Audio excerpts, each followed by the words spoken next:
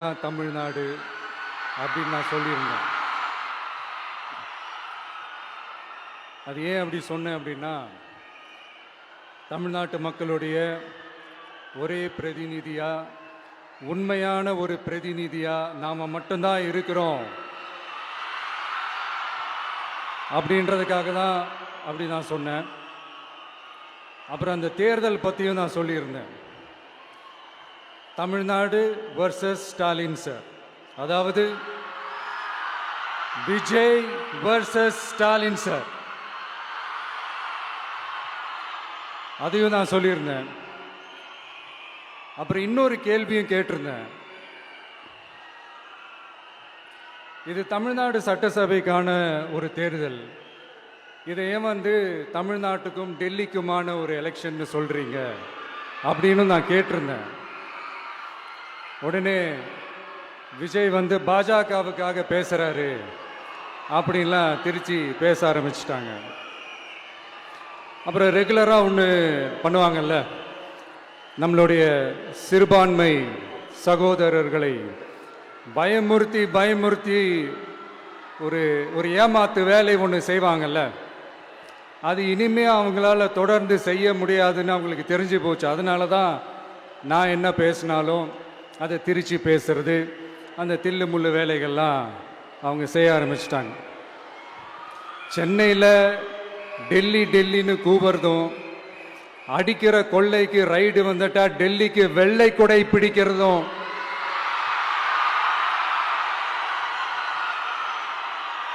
இதெல்லாம் யாருன்னு உங்களுக்கே நல்லா தெரியும். தமிழ்நாட்டை காப்பாற்றுறது திமுக தான், தமிழ்நாட்டை பிழைக்க வைக்கிறது திமுக தான், இதெல்லாமே பண்றது திமுக தான், ஸ்டாலின் சார் தான். இதெல்லாம் ஒர்க் அவுட்டே ஆகாது பாஸ்.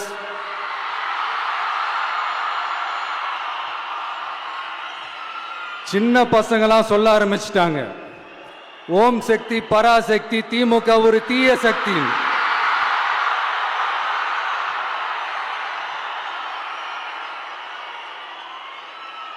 அதனால இந்த தமிழ்நாடு இன்னொன்று வேற ஒன்று சொல்றாங்க. அது என்னடான்னா, தமிழ்நாட்டு அணி டெல்லி அணியா. கிரிக்கெட்ல கூட தமிழ்நாட்டு அணியை டெல்லி அணியால தொட்டு கூட பார்க்க முடியாது.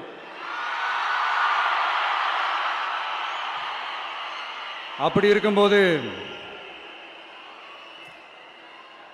கிரிக்கெட்லையும் விசில போடுறது தமிழ்நாடு தான், சிஎஸ்கே.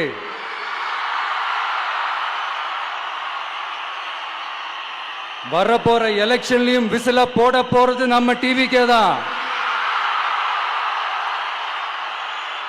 தமிழ்நாடு தான் டிவிக்கே, டிவிக்கே தான் தமிழ்நாடு. இந்த அணி அந்த அணி டெல்லி அணி இதெல்லாம் அனைத்தும் உடைஞ்சி நொறுங்கும், டிவிக்கே அடிச்சு நொறுக்கும்.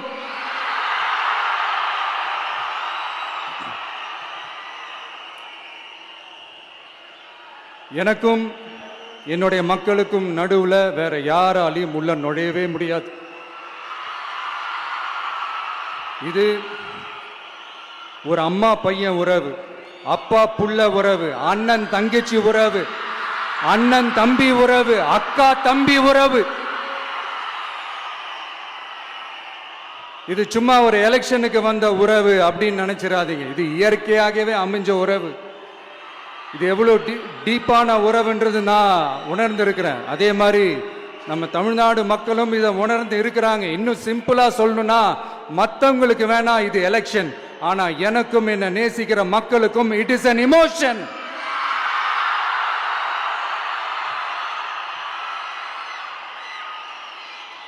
And it is not an ordinary emotion. It is a powerful oceanic emotion. இப்படி இருக்கும்போது வீட்டுக்கு வீடு விஜய், தமிழ்நாட்டுக்காக விஜய், வெற்றி பேரணியில் தமிழ்நாடு, இதெல்லாமே 100% இந்த எலெக்ஷன்ல அது ப்ரூவ் ஆகும்.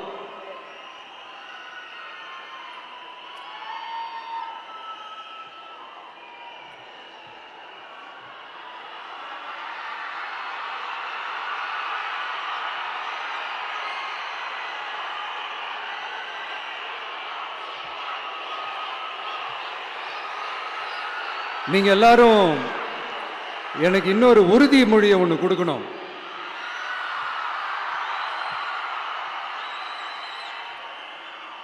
ஊழலற்ற உண்மையான சமூக நீதியை நிலைநாட்ட நம்ம ஆட்சியை அமைப்பீங்க தானே?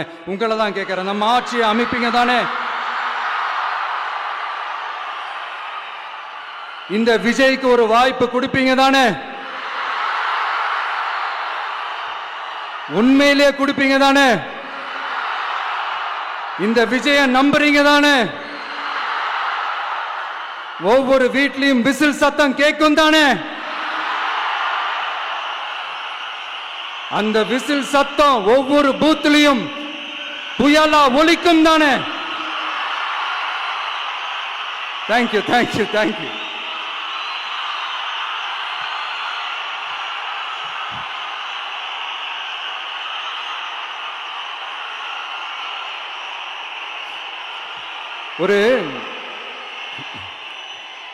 ஒரு டாக்டர் இருக்காருன்னா நாம எப்போ அவரை பத்தி யோசிப்போம்?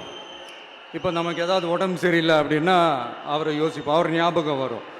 அது மாதிரி நமக்கு ஏதாவது ஒரு பிரச்சனை அப்படின்னா ஒரு வக்கீலை தேடிப்போம், அவர் ஞாபகத்துக்கு வருவார். இது மனித இயல்பு. அந்தந்த பிரச்சனை வரும்போது நம்ம அவங்கவுங்களை தேடி போவோம். ஆனால் ஆன் அ டெய்லி பேசிஸ் நம்ம சும்மா சாப்பிடும் போது கூட நம்மளை அறியாமல் ஒருத்தவங்களை பற்றி நினைப்போம், நம்மளை அறியாமல் அவங்களுக்கு நாம் நன்றி சொல்லுவோம். அந்த மதிப்பிற்குரிய அந்த மனிதர்கள் வேற யாரும் இல்லை, விவசாயி விவசாயி விவசாயி.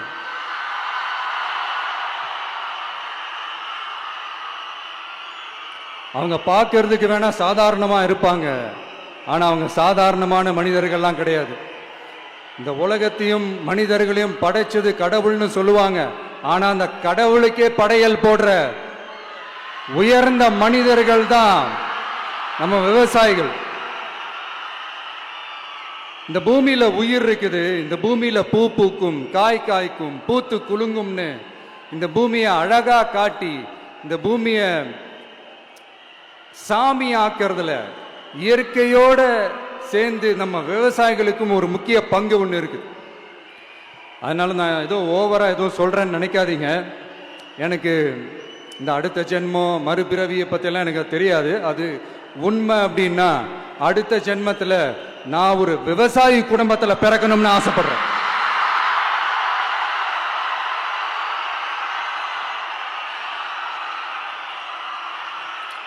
எனக்கு விவசாயத்தை பற்றி டீட்டெயில்டாக தெரியாது தான், நான் ஒத்துக்கிறேன். அதனால மற்றவங்க மாதிரி நானும் டெல்டாக்காரன் தான் அப்படின்னு உங்க காதல டால்டா ஊத்தலாம் நான் வரல. எனக்கு விவசாயத்தை பத்தி டீட்டெயில்டா தெரியலனா கூட அவங்க படுற கஷ்டங்களை பத்தி எனக்கு நல்லாவே தெரியும். நம்மளுடைய முதல் அரசியல் பயணம் தொடங்கினதே அந்த பரந்தூர் விஷயத்தை கையில் எடுத்து தான். அதனால நம்மளுடைய இந்த ஆட்சி அமைஞ்சதும் தீர்க்க வேண்டிய முக்கியமான பிரச்சனைகள்ல நம்மளுடைய விவசாய பிரச்சனைகளும் ஒண்ணு. முதல்வர் அவர்களுக்கு இந்த மாதிரி நீங்க அது செஞ்சிட்டேன் இது செஞ்சிட்டேன் அப்படின்னு நிறைய பெருமையா சொல்லிக்கிறீங்களே, ஒரு அடிப்படை ஒரு பிரச்சனையை பத்தி ஒன்று பேசுவோமா? கொஞ்ச நாளைக்கு முன்னாடி ஐநா சபை ஒரு ரிப்போர்ட் ஒன்று வெளியிட்டிருந்தாங்க. அது கூட தினத்தந்தி நியூஸ்ல கூட வந்துச்சு. உடனே கூகுள் பண்ணி எதுவும் தேடாதீங்க, உங்க ஏஜென்சி வச்சு எதுவும் சர்வே கிருவே எடுக்காதீங்க. எதுக்கு உங்களுக்கு சிரமம்? நானே என்னன்னு சொல்றேன். தண்ணீர் திவால் அப்படின்ற அந்த தலைப்புல தண்ணியே இல்லாம திவால் ஆக போகுது அப்படின்ற அந்த கட்டுரை படிக்கும் போது உண்மையிலேயே மனசுக்கு ரொம்ப பகீர்னு இருந்தது. இந்தியாவிலேயே அது முக்கியமா நம்ம தமிழ்நாட்டில் இன்னும் கொஞ்ச காலத்திலேயே தண்ணியே இல்லாம திவாலாக போகுதான். அதுக்கு காரணம் நிலத்தடி நீரை பாதுகாக்காம விட்டது தான் காரணமா. மண்ணையும் மணலையும் கொள்ளையடிச்சா பின்ன வேற என்ன நடக்கும்? மலைகளை முழுகினா பின்ன வேற என்ன நடக்கும்? கனிம வளங்களை கொள்ளையடிச்சா பின்ன வேற என்ன நடக்கும்? இந்த மணல் கொள்ளையில ஈடுபட்டவங்களை மேல நீங்க சரியா நடவடிக்கை எடுக்கலன்னு அது போதுமானதாக இல்லை அப்படின்ட்டு சென்னை உயர்நீதிமன்றம் சொன்னிச்சே, மறந்துட்டீங்களா? இந்த மணல் கொள்ளை, கனிம வள கொள்ளை, இதுக்கெல்லாம் காரணம் மணல் மாஃபியா குரூப் தான் மதுரை உயர்நீதிமன்றம் அந்த கிளை சொன்னுச்சு. அதை மறந்துட்டீங்களா? இந்த மணல் மாஃபியா குரூப்புக்கு ஆதரவு அளிக்கிறது யாரு? உங்க திமுக கவர்மெண்ட் தானே. அது இல்லைன்னு சொல்ல முடியுமா? அவங்களோட டீலிங்ல இருக்கிறது யாரு? நீங்க தானே. அது இல்லைன்னு சொல்ல முடியுமா? தண்ணி திவாலாக போகுது, மணல் திவாலாக போகுது, கனிம வளம் திவாலாக போகுது. மொத்தத்தில் உங்க ஆட்சியில தமிழ்நாடு திவாலாக போகுது. கடன் மேல கடன் வாங்கிட்டு உங்க கவர்மெண்டே குப்பராட்சி படுத்துக்குச்சு. உங்ககிட்ட பேசுறதும் ஒண்ணுதான். சரி, அதை விடுங்க.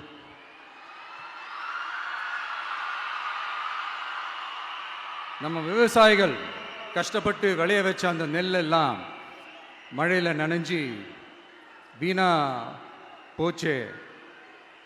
டெல்டாக்காரன்னு சொல்லிக்கிற நீங்க அதை எதாவது கவனிச்சிங்களா? அவங்களுடைய போராட்டம் எதுக்காவது கூட போய் நின்றுக்கிறீங்களா? கூண்டாஸில் மட்டும் போடுவீங்க. இதானே உங்களுடைய அந்த சாதனை. பரந்தூர் பிரச்சனை உங்களுடைய உண்மையான நிலைப்பாடு என்ன? மேல்மா விஷயத்தில் உங்களோட உண்மையான நிலைப்பாடு என்ன? தமிழகத்தில் இருக்கிற எல்லா ஆறுகளையும் இணைப்போம், இந்தியாவிலேயே நாங்கள் தான் அதை பற்றி ஃபர்ஸ்ட் யோசித்தோம் அப்படின்னு பெருமையாக சொல்லிக்கிற இந்த திமுக கவர்மெண்ட் அவங்களுடைய நாக் என்னன்னு சொல்லவா? இந்த மாதிரி பெரிய பெரிய திட்டங்கள்லாம் ஆட்சிக்கு வந்த உடனே செய்ய மாட்டாங்க. அந்த ஆட்சி முடிகிற டைமில், அந்த கடைசி 6 மாதம், அந்த 1 வருஷம், அந்த 1.5 வருஷத்தில் அதுக்கான திட்டத்தை கொண்டு வருவாங்க, அதுக்கான அடிக்கலை நாட்டுவாங்க. அதுக்கப்புறம் எலெக்ஷன் வரும், தோத்துருவாங்க. கேட்டால் எங்கள் ஆட்சி தான் முடிஞ்சிருச்சே அப்படின்னு நாடகம் ஆடுவாங்க. இல்லை, நான் தெரியாமல் தான் கேட்குறேன். மக்கள் மேலே உங்களுக்கு உண்மையிலே அந்த அக்கறை இருந்துச்சுன்னா ஆட்சிக்கு வந்த உடனே இந்த மாதிரி பெரிய பெரிய திட்டங்கள்லாம் ஸ்டார்ட் பண்ண வேண்டியது தானே. அதனால் ஆட்சி முடியும் போது அடிக்கல் நாட்டுறது. ஓட்டுக்காக என்னென்னலாம் பேசுவீங்க, ஆனால் மக்கள் இதெல்லாம் நம்புறதுக்கு அவங்க ஏமாளிங்க நினச்சிங்களா? மக்களே, நம்மளுடைய ஆட்சி அமைஞ்சதும் இந்த மாதிரி பெரிய பெரிய திட்டங்கள்லாம் உடனே ஸ்டார்ட் பண்ணுவோம். அதை அந்த 5 வருஷத்துக்குள்ள அதை முடிக்கவும் ட்ரை பண்ணுவோம். ஸோ இப்படிலாம் நம்ம பேசினா காவிரி பிரச்சனையில் உன் கருத்து என்ன, முல்லை பெரியார் பிரச்சனையில் உன் கருத்து என்ன, இப்படிலாம் அதெல்லாம் பற்றி உனக்கு என்ன தெரியுமா அப்படின்னு கேட்க ஆரம்பிச்சிருவாங்க. ஐயா, உலக மகா மேதைகளே, ROV, ரிமோட்லி ஆப்ரேட்டட் வெஹிக்கிள், அதை வச்சு தண்ணிக்குள்ளேயே போய் அணைகளோட உறுதித்தன்மையை ஆராய்ச்சி பார்க்குற வரைக்கும் நான் எல்லாம் தெரிஞ்சுதான் வச்சிருக்கிறேன். ஒருத்தன் சைலண்டாக இருக்கான், அமைதியாக இருக்கான்னா உடனே அவனுக்கு எதுவுமே தெரியாதுன்னு நினச்சிடாதீங்க. சும்மா கருத்து சொல்லிக்கிட்டு கம்பு சுற்றிக்கிட்டு இருந்தால் எல்லாமே நடந்துருமா? நசன் பேசி அதை கேட்டு மக்கள் வெறுத்து போயிட்டாங்க. உருப்படியா ஏதாவது யோசிங்கயான்னு மக்கள் நினைக்கிறத யாருக்கு தெரியுதோ தெரியலையோ, எனக்கு அது நல்லாவே தெரியுது. உரிய இடத்துக்கு போய் சம்பந்தப்பட்டவங்களோட பேசி அதுக்கான சொல்யூஷன் என்னன்னு தெரிஞ்சுக்கிட்டு அதை ப்ராப்பரா எக்ஸிக்யூட் பண்ணணும். அடுத்து, நம்மளுடைய கடல் விவசாயிகளான நம்மளுடைய மீனவர்களுடைய பிரச்சனைக்கு அப்பப்போ எந்திரிச்சு கடிதம் எழுதிட்டு திரும்ப தூங்க போயிடுவார். அவ்வளோதான், அதோட அது அப்படியே கிடக்கும். மானே, தேனே, பொன்மானே, இப்படிலாம் கடிதம் எழுதுறதெல்லாம் வேலைக்கே ஆகாது. ஒன்றிய அரசுக்கு அந்த உண்மையான உணர்வு பூர்வமான அந்த அழுத்தத்தை கொடுக்கணும். நம்ம மீனவர்கள் மேல அவங்க கையே வைக்கக்கூடாது, கையே வைக்க விடக்கூடாது. அவங்களுக்கான அந்த பாதுகாப்பு பக்காவா இருக்கணும். அதுதான் நம்மளுடைய ஒரே அஜெண்டா. மீனவர்களே, அடுத்து நம்மளுடைய ஆட்சி தான். கவலைப்படாதீங்க, தைரியமா இருங்க, உங்களுக்கான பாதுகாப்பு பக்காவா இருக்கும். இப்படி இருக்கும்போது அடுத்ததும் நாங்க தான் அப்படின்னு சிஎம் சார் சொல்லுவாங்க. அதெல்லாம் நடக்காது. 2வது முறை வந்ததெல்லாம் சரித்திரமே கிடையாது. இந்த சைனால great great wall of China கேள்விப்பட்டிருப்பீங்க. அதோடைய நீளத்தை விட பெரிய டாஸ்க் இது. ஆனானப்பட்ட அவங்க அப்பாவாலே முடியல.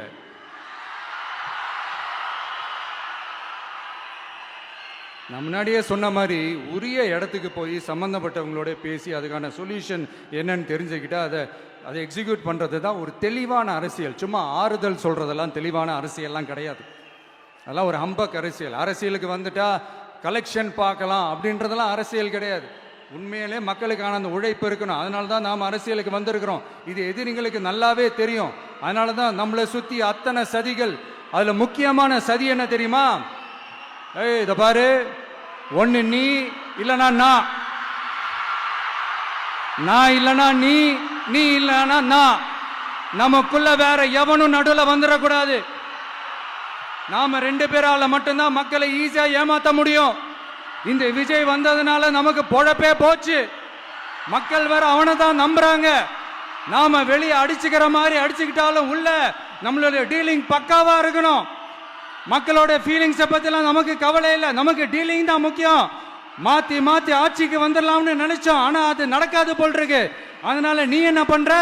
எஸ்ஓபின்னு போட்டு ஒரு பக்கம் அவனை தடுத்துரு, இன்னொரு பக்கம் அவன் மேல பழி போட்டு நானும் தடுத்துறேன். என்ன ஓகேவா? டீலிங் ஓகேவா? ஓவர்.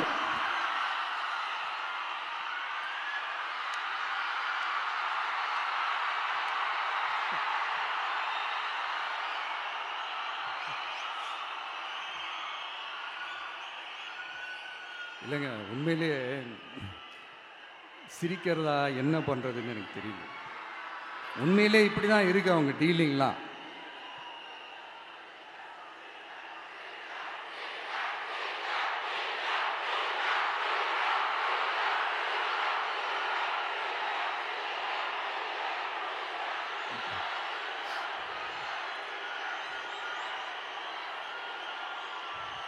இப்படி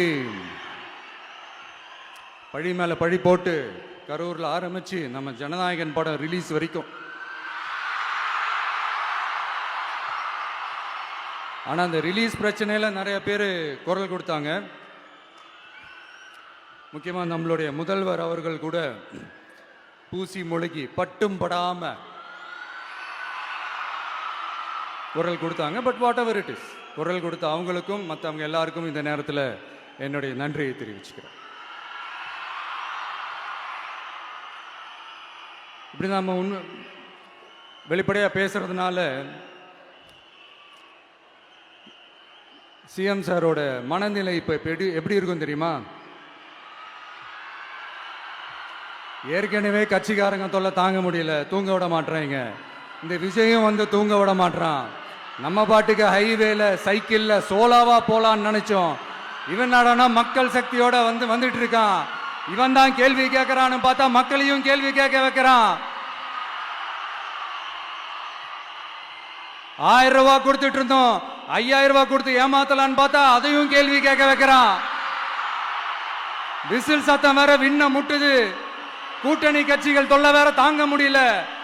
இவன் பண்ற பிரச்சாரத்தையாத்து முடக்கலான்னு பார்த்தா அப்பவும் மக்கள் அவன் பின்னாடி தான் நிக்கிறாங்க. என்ன பண்றது ஏது பண்றதுன்னு தெரியாத ஒரு மனநிலையில இருப்பாரு. ஆனா சார், நீங்க இந்த விஜயம் முடக்கலாம். ஆனா ஒவ்வொரு வீட்டில் இருக்கிற ஒவ்வொரு விஜயையும் உங்களால முடக்கவே முடியாது.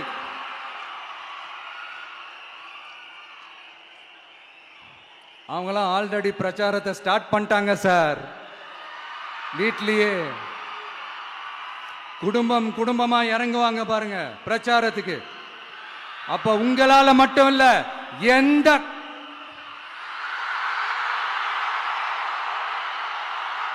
யாராலையும் தடுக்க முடியாது.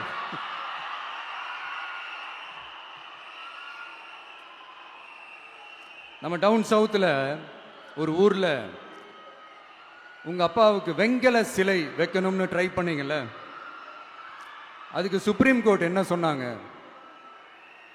மக்களோட பணத்துல யாருக்கு புகழ் பாட பார்க்குறீங்க அப்படின்னு கேட்டாங்கல்ல. அதுக்கு என்ன அர்த்தம் தெரியுமா? ஊராம் வீட்டு நெய்யில உங்க வீட்டுக்கு ஸ்வீட் செய்யாதீங்க. எப்படி? ஊராம் வீட்டு நெய்யில உங்க வீட்டுக்கு ஸ்வீட் செய்யாதீங்கன்னு அர்த்தம். மக்களோட ஒரு அடிப்படை வாழ்வாதாரத்துக்கு ஏதாவது பிரச்சனைக்குன்னு கேட்டா நிதி சுமைன்னு சொல்றீங்க. செல வைக்கிறதுக்கு மட்டும் எங்கிருந்து சார் காசு வருது?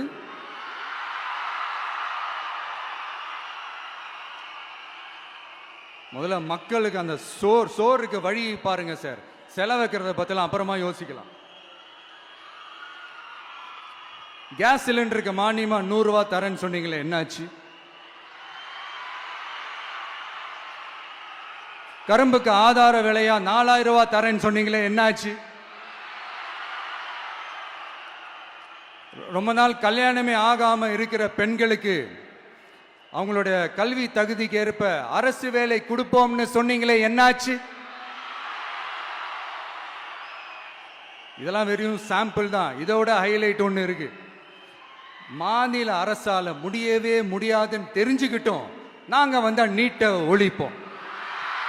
ஆகா ஆகா ஆகா ஆகா, எவ்வளவு பெரிய ஒரு மோசடி இது!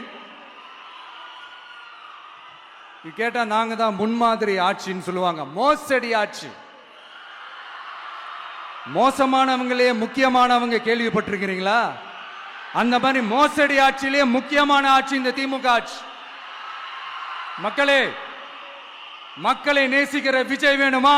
மக்கள் விரோத ஆட்சி நடத்துற ஸ்டாலின் சார் வேணுமா?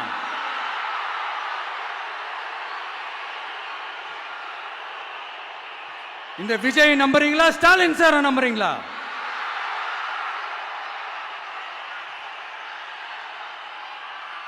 இந்த சத்தத்துக்கு அர்த்தம் தெரியுமா சார்? ஸ்டாலின் தொடரட்டும் அப்படின்னு அர்த்தம் கிடையாது. தீய சக்தி திமுக ஆட்சி மறையட்டும், தூய சக்தி டிவிகே ஆட்சி வரட்டும். நானும் உதிக்கட்டும்னு சொல்லாம்னு நினைச்சேன், பார்த்தா அதை வேற திருச்சி பேச ஆரம்பிச்சிருவாங்க. திருநெல்வேலியில், நாங்குநேரியில் இப்போ ரீசெண்டா ஒரே லைன்ல சொல்லணும்னா, நம்ம நண்பர் ஒருத்தர் ட்வீட் போட்டிருந்தாரு, அதையே சொல்றேன். ஸ்டாலின் தொடரட்டும், சட்டம் ஒழுங்கு சந்தி சிரிக்கட்டும். இதுதான் அந்த பிரச்சனைக்கு ஒரே லைன்.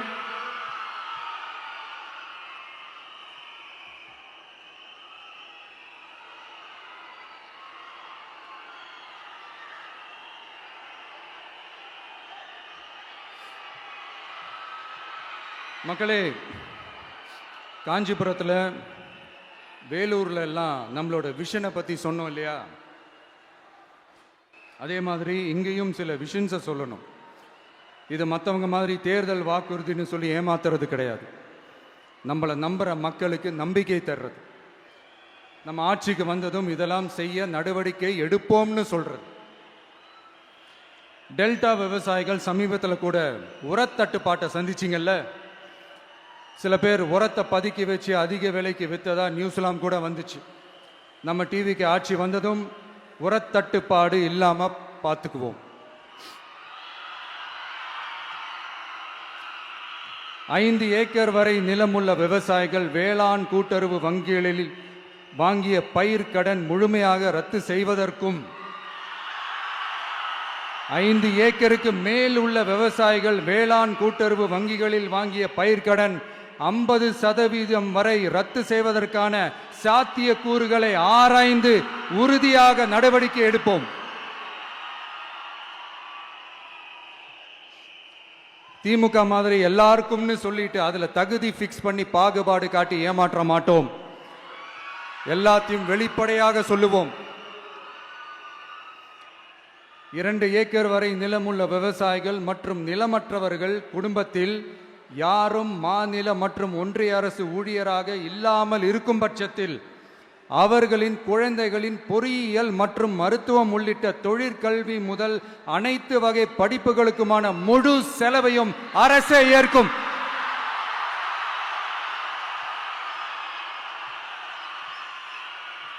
விவசாயிகளின் விருப்பத்திற்கு எதிராக எந்த திட்டமாக இருந்தாலும், ஒன்றிய அரசின் நெருக்கடியே இருந்தாலும், அந்த திட்டத்தை உங்களுடைய டிவிகே ஆட்சி முழுமையாக நிராகரிக்கும். எப்போதும் விவசாயிகளின் பக்கமே நம் ஆட்சி நிற்கும். கொள்முதல் நிலையங்களில் முறையாக நெல் மூட்டைகள் பாதுகாக்கப்படும். நெல் முளைத்து வீணாவதை பார்த்து கொண்டு நமது அரசு சும்மா இருக்காது. போதுமான கொள்முதல் நிலைய வசதிகள் ஏற்படுத்தப்படும். அதே போல கொள்முதல் நிலையங்களில் கொள்முதல் செய்வதற்கோ மூட்டை ஏற்றி இறக்கவோ ஒரு பைசா கமிஷன் வாங்காமல் பார்த்து கொள்ளப்படும். அப்படி கமிஷன் வாங்குவது யாராக இருந்தாலும் கடும் நடவடிக்கை எடுக்கப்படும்.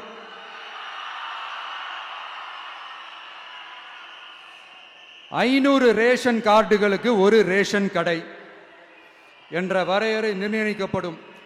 கிராமங்களிலும் எடையாளர் நியமிக்கப்படுவார். பெண் விற்பனையாளருக்கு பெண் எடையாளர், ஆண் விற்பனையாளருக்கு ஆண் எடையாளர் என்பது பின்பற்றப்படும்.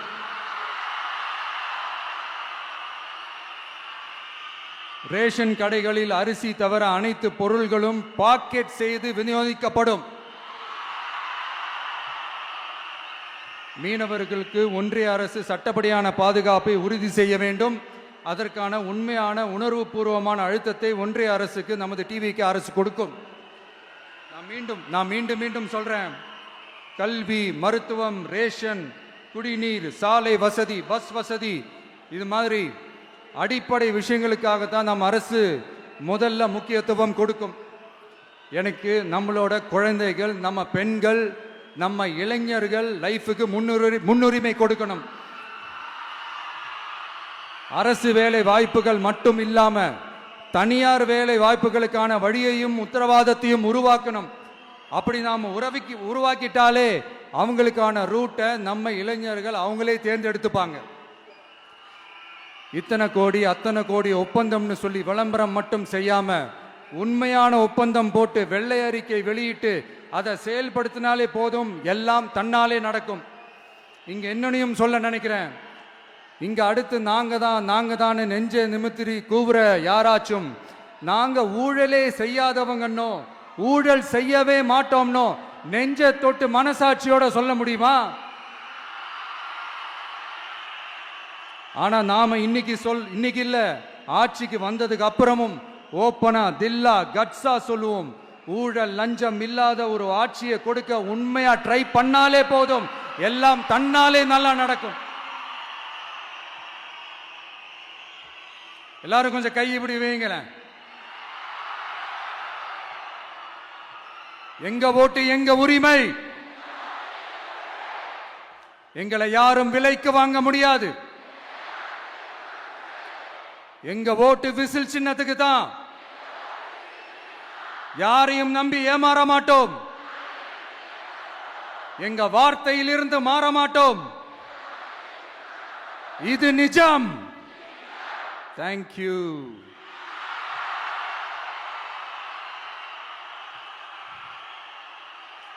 என் நெஞ்சில் குடியிருக்கும் தஞ்சை மக்களே,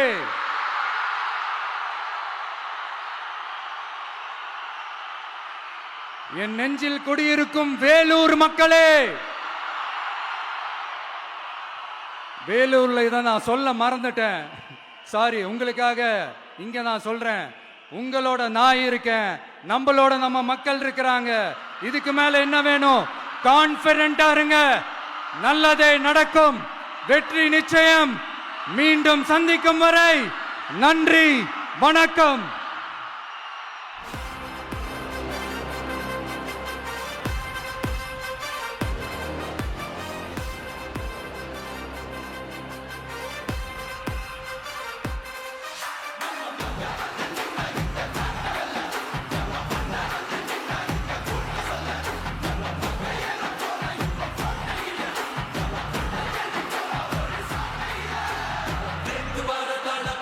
வெற்றி தலைவர் அவர்களுக்கு சிறப்பு பரிசு வழங்க தஞ்சாவூர் மத்திய மாவட்ட கழக செயலாளர் அண்ணன் விஜய் சரவணன் அவர்கள் வருகிறார். நெற்கதிரை வெற்றி கழக கொடி சுற்றிய நெற்கதிரை உயர்த்து பிடிக்கிறார்கள். அந்த கதிர் போல வளரட்டும் கழகம். சோளத்தில் செய்த வெற்றி மாலை